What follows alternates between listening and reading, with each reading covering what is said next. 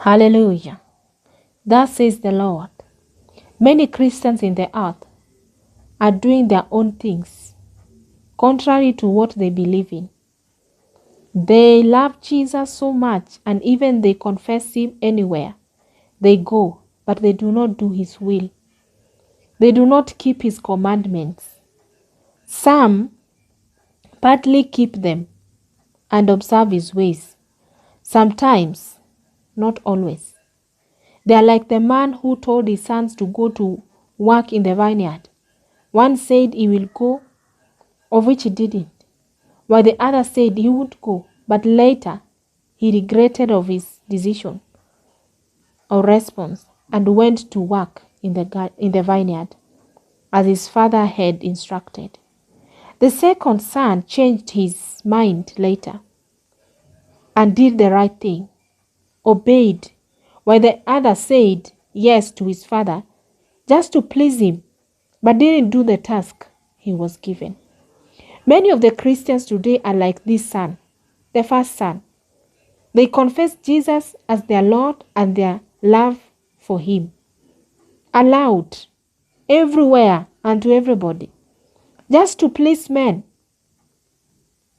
while God is not pleased with them. You know why? Because they either don't or partly obey God. Many Christians, and each one of them here, have been given work to do in the kingdom, but they don't do it. Some do not do with the urgency needed. Some do not fully commit to it. Why? Why don't they give the commitment it is required? Why are they not giving it the urgency that is required? Why are they not devoted? Yet they believe in Jesus and prayed to be used as vessels. They partook his divine nature. They are ambassadors of Christ. God is not angry because you said yes to him and do not do the work that was given to you. But he is angry because even as now you are hearing this message or reading or listening, you do not relent or repent. You will still continue living your life. Yet you will complain when your next door neighbor, who has been an addict or so, enter the kingdom of God before you. God not only wants us to love him, but also to do his will.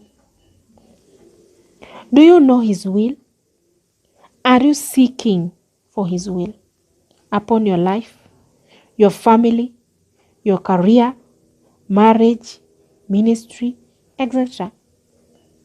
It's not enough to believe in him alone and love him, but we must ensure that our life is in order and in alignment with his will.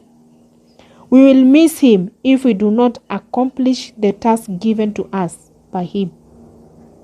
We will miss the reward. We will miss the crown of glory. Our salvation is not for nothing. Your salvation is not for nothing.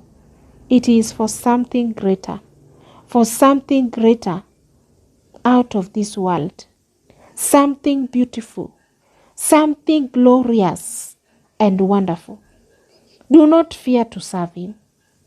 Be a joyful worker of God, whose CEO is God himself, and you will be fulfilled in life. Hallelujah. Glory be to God. Amen.